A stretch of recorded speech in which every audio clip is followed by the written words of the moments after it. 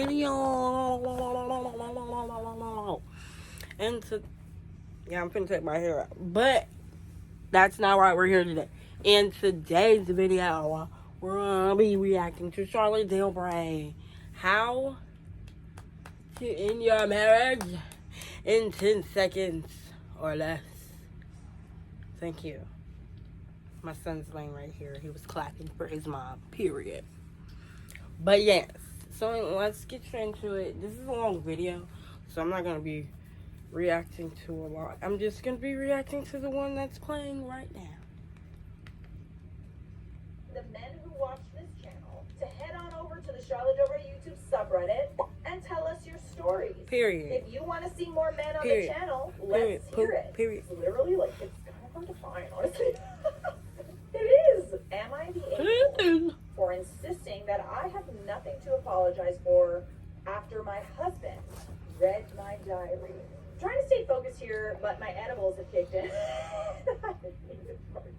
I have kept a diary since I was 10. It is my form of therapy, and I do not police my thoughts. I have never let anyone read my diary. For those of you who struggle with like overthinking, like let's say like you're in a funk, like you're just going through like just sort of like a negative period. They don't last forever, right? But like I strongly advise you to free write. Literally free write.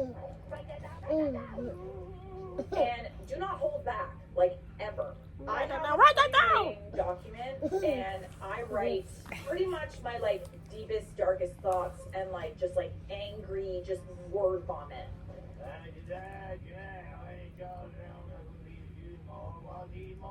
This has honestly helped my mental health a lot, but there's things in there that it's like you literally just it's just vomit, you know what I mean? It's just vomit. You don't necessarily mean everything you say. It's just to get that out of your head and out of you, like onto physically something else. It's even better if you can actually write it down. I've just noticed that it really, really helps in periods where I'm dealing with stuff. It's been very helpful for me.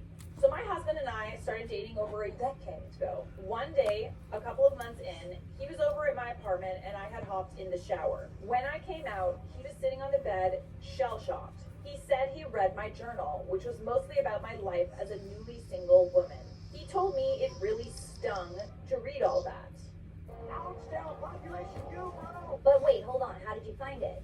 He said he was looking for matches. He couldn't tell me why he kept reading even after he knew what it was, but his apology was sincere and I forgave him.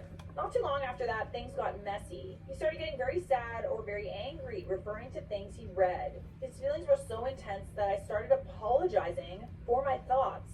Anyway, we got married. I'm sorry, the way you're writing this is killing me, dude. I can definitely sense the fun gummies. A decade later, I was thinking of a divorce and wrote a ton to process my thoughts about some sensitive topics. Again, he stumbled upon my journal and read it all. Oh, absolutely not. I was pissed, but he convinced me that he would never do it again.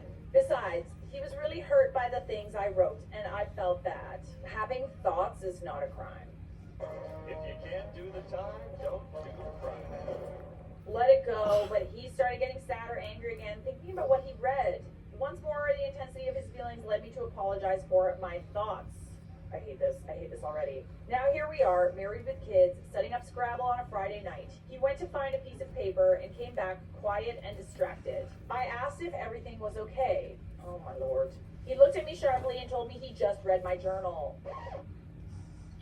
Are you freaking kidding me right now?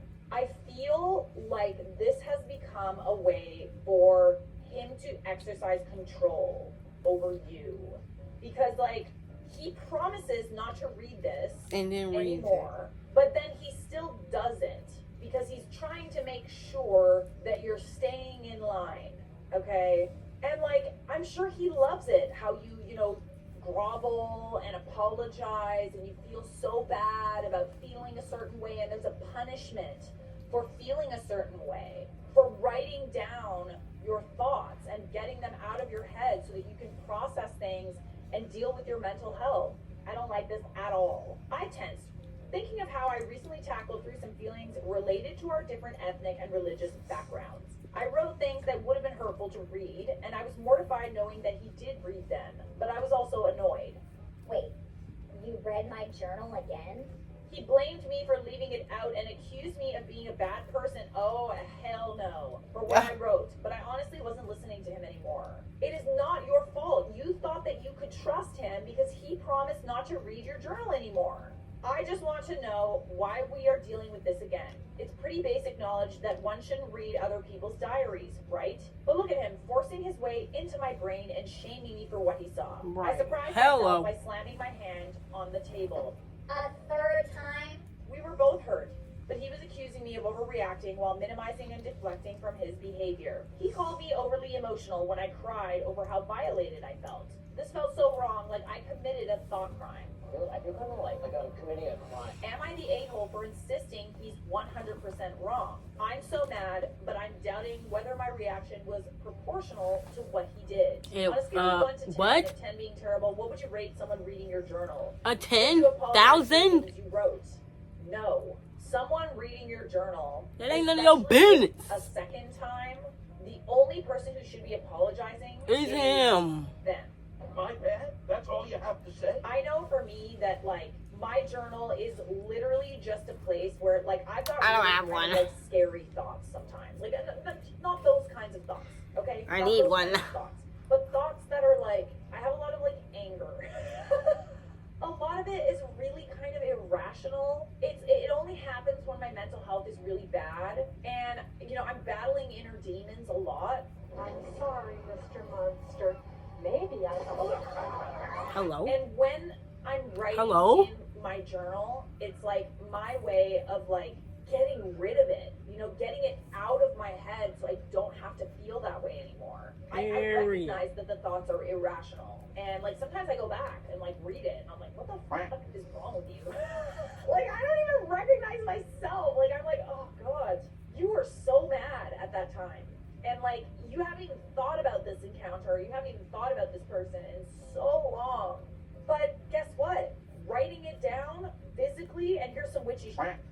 If you write it down on a piece of paper, burning it, like don't burn the house down, but like lighting it on fire, it's kind of like this thing where you're sort of telling the universe that like I'm that's good. the I don't do energy that you're witch putting into stuff. it, and you're letting go. I feel like it's something that like writers need to do, honestly. Like especially like I know that I'm a writer. If you like to write or you need an outlet, like a creative outlet, writer brains need to get things on paper.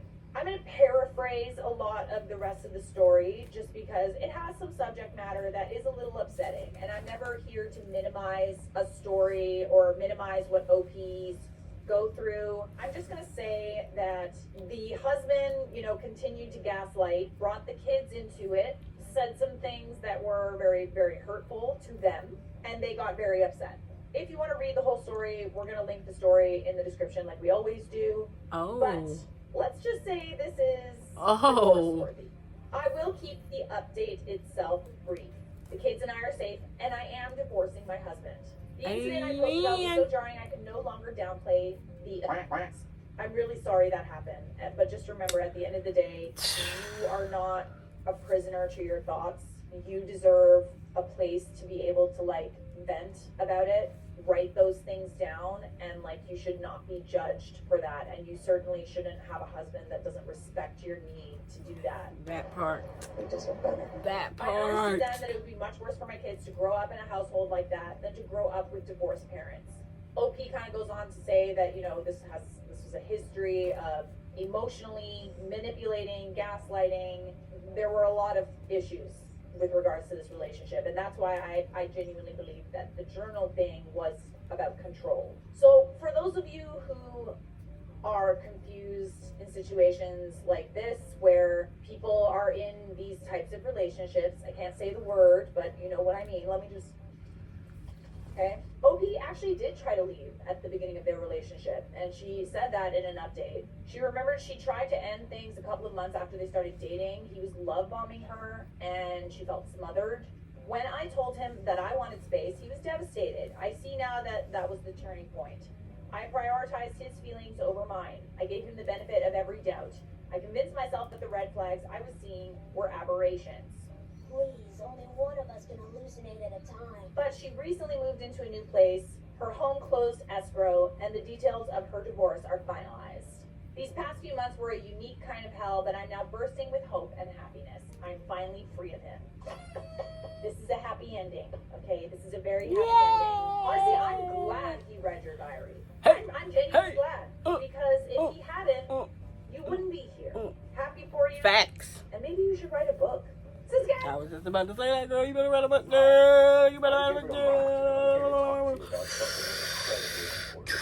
Okay, so this little boy done fell asleep. Don't forget to like, comment, share, and subscribe. Don't forget to turn on post notifications to know when I post another video. Bye. See y'all Monday.